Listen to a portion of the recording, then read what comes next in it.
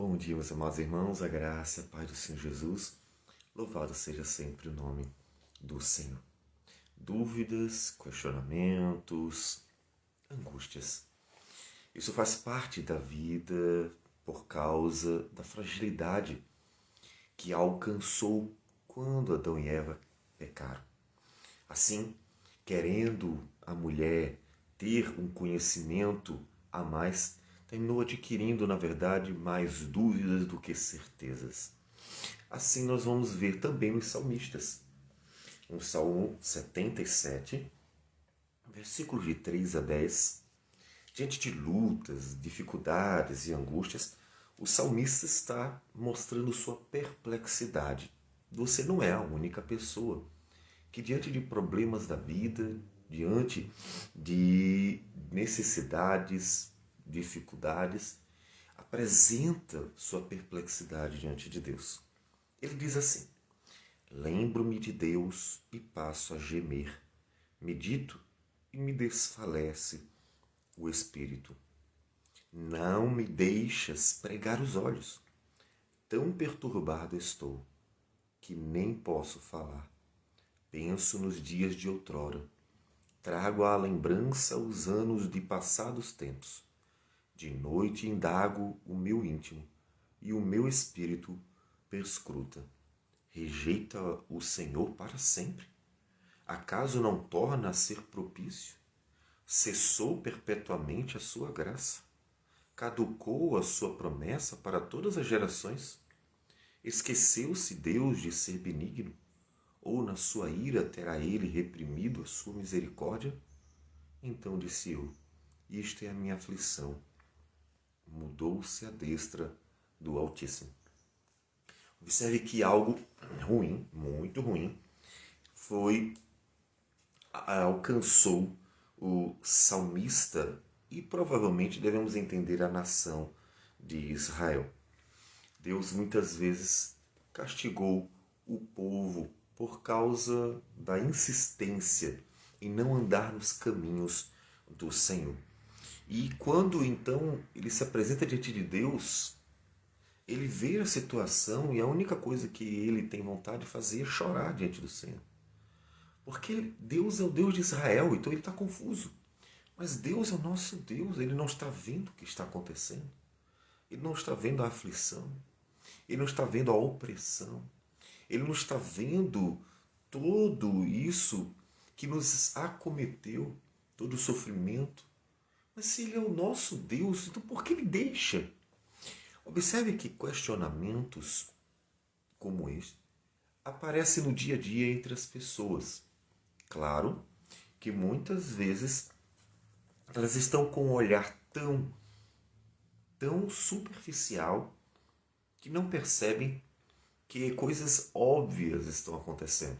Por exemplo, se uma pessoa ela não está andando com o Senhor e Deus está direcionando-a para Jesus Cristo, e muitas vezes o sofrimento é um instrumento para isso. Outras vezes ela pode simplesmente ter escolhido um mau caminho e Deus está corrigindo e puxando para o bom caminho, que é Jesus Cristo. Ela não percebe isso. Outras vezes Deus está usando a pessoa para mostrar, como foi no caso de Jó, que Deus é glorificado naqueles que perseveram. E, como também foi no caso de Jó, aperfeiçoar o andar daquela pessoa com o próprio Deus. Portanto, há várias causas e vários propósitos para lutas, angústias e sofrimentos da vida. Não dá para nem sempre dar uma resposta tão rápida para o que acontece com cada um. E aqui ele não tem uma resposta. Observe que ele realmente está perplexo. Ele olha para o Senhor, vê a situação e está angustiado. E o interessante é que ele demonstra que fica mais angustiado quando ele pensa em Deus. Por quê? Porque ele sabe quem é Deus. Ele sabe que Deus é bom, é santo, é justo, é fiel, é verdadeiro, ama o seu povo, tem um propósito na vida do seu povo. Então, quando ele lembra de quem é Deus e de suas obras realizadas na história do povo de Deus, no caso Israel, no Antigo Testamento, o Judá, então ele fica mais angustiado ainda, porque essa angústia diz respeito àquela sensação de Deus estar vendo o problema, vendo o que está acontecendo e simplesmente não faz nada. É muito parecido com o que aconteceu com o profeta Abacuque, que primeiro, vendo a maldade no meio de Israel, ou no caso específico de Judá, vendo que poderosos humilhavam, manipulavam e oprimiam os pequenos, os pobres, o órfão, a viúva e o estrangeiro, vendo toda a corrupção do povo do Senhor e depois vendo o anúncio de um juízo, Abacuque estava simplesmente confuso. Versículo 2 do profeta Abacuque, capítulo 1, diz: Até quando, Senhor? Clamarei eu e tu não me escutarás. Gritar-te-ei violência e não salvarás. Por que me mostras a iniquidade e me fazes vir a opressão? Pois a destruição e a violência estão diante de mim, há contendas e o litígio se suscita. Por esta causa a lei se afrouxa e a justiça nunca se manifesta, porque o perverso cerca o justo, a justiça é torcida. Ele viu tanta maldade e olhou: meu Deus, eu estou mais confuso ainda diante do Senhor, porque o Senhor está vendo tudo isso. Há algo aí importante nesses dois personagens. Uma convicção tão grande de que Deus vê todas as coisas. Uma convicção tão grande de que Deus é o Senhor de tudo. Não é de uns, é de tudo. Uma convicção tão grande que o Senhor governa tudo ativamente. De que Deus realmente está em ação. Que ele não consegue na hora compreender como Deus, estando presente, vendo, deixa acontecer. O que para nós agora é importante é ver a convicção de que Deus realmente está sempre presente, sempre vendo todas as coisas. Você tem essa convicção? Nossos dias são dias de muitas dúvidas, as pessoas têm muito mais dúvidas do que certeza.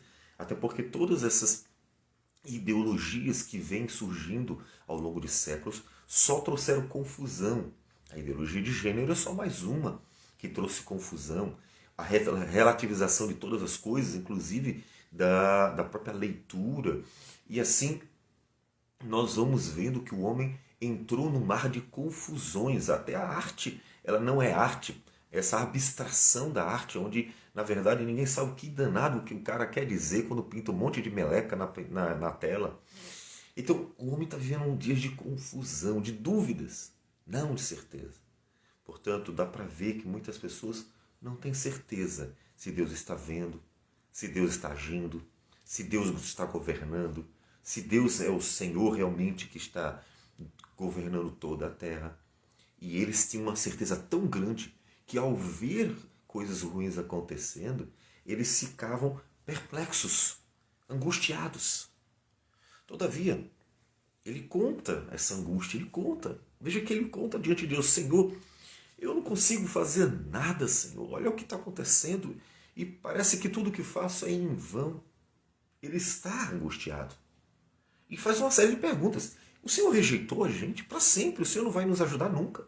O Senhor não vai nos abençoar. O Senhor não vai responder. O Senhor não vai ser benigno. O Senhor deixou de ser misericordioso. Veja que são perguntas que muitas vezes você pode ter tido na sua vida. Ele faz uma série de perguntas para Deus.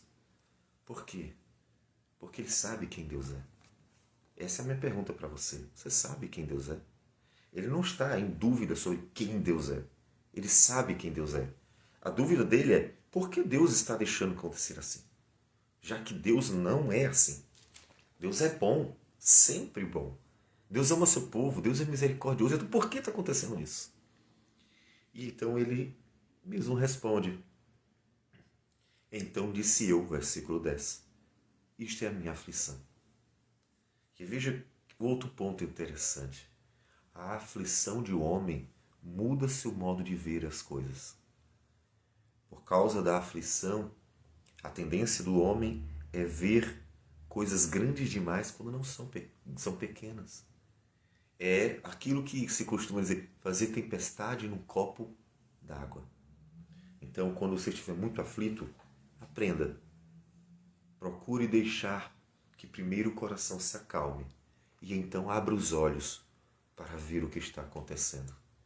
Porque a aflição do homem faz com que haja uma lente de aumento para tudo e ele não consiga ver realmente o Deus que até em silêncio opera suas maravilhas. Porque as suas promessas são fiéis e verdadeiras. Deus trabalha para aquele que nele espera. Isso nunca mudou. Ele está perguntando, será que Deus mudou? Não. Deus nunca mudou. Deus não muda. Ele sempre será o mesmo. Nossas falhas, nossos pecados, nossas más escolhas não mudam Deus. Deus sempre será o mesmo. E Deus continua sendo aquele que age com graça e misericórdia na vida dos que o buscam, na vida daqueles que se entregam a Ele, na vida daqueles que se humilham a Ele, na vida daqueles que clamam por Ele, porque Ele continua sendo o bom Deus, gracioso e misericordioso de sempre. Então, ouça o que disse o salmista: a minha aflição mudou o meu olhar. Não foi Deus que mudou, foi a aflição do salmista que mudou o olhar dele. Então, descansa o coração no Senhor, para que a aflição nunca mude o seu olhar, para que você não se deixe levar por ela. Antes, para que na calmaria, no descanso, no repousar o coração sobre o Senhor, você possa ver que Deus sempre estará presente graciosamente, mesmo quando estiver em silêncio. Vamos orar. Senhor Deus amado, obrigado por tudo, porque o Senhor nunca muda, nós não mudamos o Senhor. Obrigado porque o Senhor permanece sempre o mesmo e nós podemos lançar sobre Ti as nossas vidas. Que o Senhor, ó Deus, nos ajude sempre, porque nós precisamos, dependemos de Ti sempre. Não é um momento ou outro, nem apenas nos grandes momentos da vida. Nós dependemos de Ti porque tudo vem de Ti. Que o Senhor nos dê graça. A Tua sabedoria dá-nos. A Tua força concede-nos. A Tua direção sempre, Senhor Deus, esteja à nossa frente. De forma que nós possamos ser bênção nas Tuas mãos, capacitados pelo poder do Teu Espírito, pela sabedoria do Senhor, pela Tua palavra, para que, ó Deus, venhamos a estar sempre nos alegrando em Ti, inclusive nos dias difíceis e maus. Que o Senhor receba a nossa oração, a nossa gratidão por tudo. E tudo em nome do Senhor Jesus. Amém, Senhor. Que Deus abençoe a todos e um bom dia.